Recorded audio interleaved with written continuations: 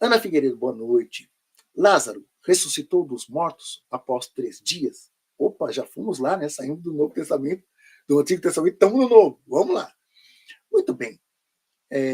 Quando nós recebemos aqui no contato com os nossos parceiros em Dáquila a informação que da Bíblia se salva coisa de 20, 25%, a gente fica se questionando. Caramba, o que é de verdade?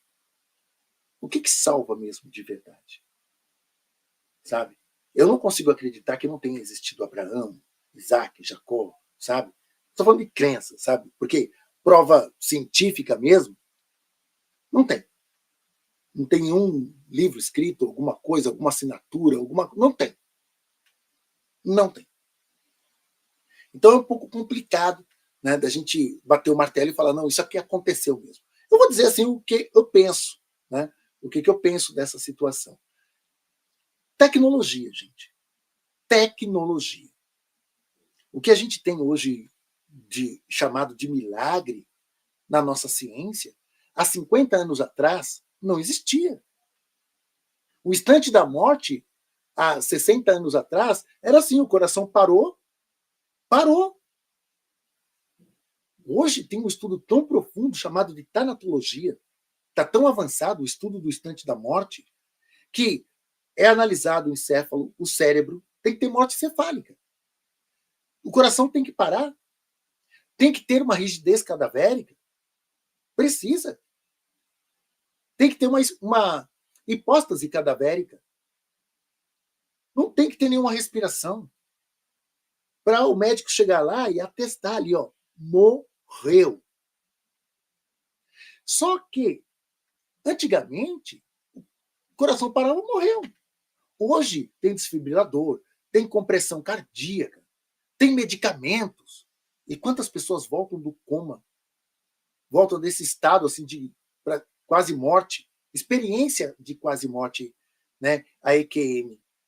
Hoje, a EQM, essa experiência de quase morte, tem alguns médicos que estão entendendo como um estágio da morte. Interessante isso, né? Então, o estudo do instante da morte, ele está continuando, gente. Ele segue. Pode ser que daqui a uns 20 anos, o instante da morte seja outro. Essa pergunta, mas Lázaro morreu mesmo? Será que morreu? Será que Jesus não conhecia um monte de tecnologia que o povo desconhecia lá na época e por isso eles chamaram de milagres? A gente costuma usar uma frase aqui em Dáquila que o milagre a gente faz acontecer. Tudo isso que eu estou colocando é só para a gente pensar. Imagine se de repente alguém lá no passado tivesse um conhecimento tão avançado que soubesse que se fizesse uma compressão cardíaca, né, e fizesse todo o processo de mandar oxigênio ali para aquele corpo, poderia trazer a pessoa dessa experiência de EQM. Ele não ia ser chamado de um bruxo, de um deus, um milagreiro, um anjo, qualquer coisa parecida. O que de fato aconteceu com Lázaro? E se de fato Lázaro existiu? Eu sou mais acreditar em tecnologia, né, que os parceiros deixaram lá no passado, alguma coisa que foi entregue, que Jesus ele tinha realmente esse conhecimento, que ele pôde executar aquilo, conhecimento profundo de matemática, um conhecimento profundo. A gente aprendeu aqui também que a multiplicação dos pães e dos peixes foi, de fato, uma união de tudo que se tinha e uma redistribuição adequada. Por isso que todo mundo comeu. Informação dos parceiros.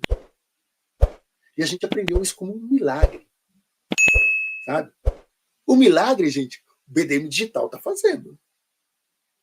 Porque a abundância tem para todo mundo. Tem para todo mundo. E a gente que foi criado com olhar para a escassez. Para o que está faltando. Porque se a gente juntar tudo direitinho, tem para todo mundo e sobra. Então eu acredito que o que aconteceu, né, lá com Lázaro, né, e com todos esses relatos de milagres, são tecnologias. É isso que eu penso hoje. Né? Não estou aí limitando o poder de Deus, né? E nem de nenhum anjo, nem nada. Eu acredito que esses seres que vieram lá do passado e interagiram com o povo aqui, eles tinham tecnologias. Tecnologias que realmente revolucionaram o pensamento e a vida daquelas pessoas. A Ana também coloca aqui, né? A Terra Prometida seria aqui no Brasil? Bom, se nós usarmos a Bíblia como referência, Ana, a Terra Prometida é lá Canaã. Por que chama Terra Prometida? A terra, segundo a narrativa lá da Bíblia, a terra que Deus prometeu a Abraão quando ele sai lá de Ur. Vamos entender Iraque ali, né? Ele saiu de lá, Iraque, Babilônia, aquele lado de lá. Quando ele saiu de lá, Deus falou para ele, vai, e eu prometo a você que eu vou te colocar numa terra maravilhosa. Né? E que dessa terra tem mel, tem leite, tem à vontade, tem abundância. Tem leite, mel, abundância. Então, na narrativa bíblica, é Canaã. Ele sai do lugar e vai para Canaã. Porém, os cananeus, chamados também de fenícios, isso aí é pesquisa, eles chegaram aqui no Brasil. E eu tenho aqui no meu canal também, né, Ratanabá e a Bíblia. Busquem lá. Se eu não me engano, são 2 lives que eu fiz, né, mostrando ali no livro de Reis toda a relação que Davi tinha com os fenícios, os cananeus, e eram parceiros. Você não vê que ali tinha uma relação de inimigos, não. Que Salomão tinha com os cananeus, e Salomão casou-se com várias mulheres, e dentre elas, muitas eram cananeias, das várias esposas de Salomão. Né? Então, olha só a situação de parceria. E eles faziam navegações demoradíssimas para vir buscar aqui, na Amazônia, ouro para a construção do templo.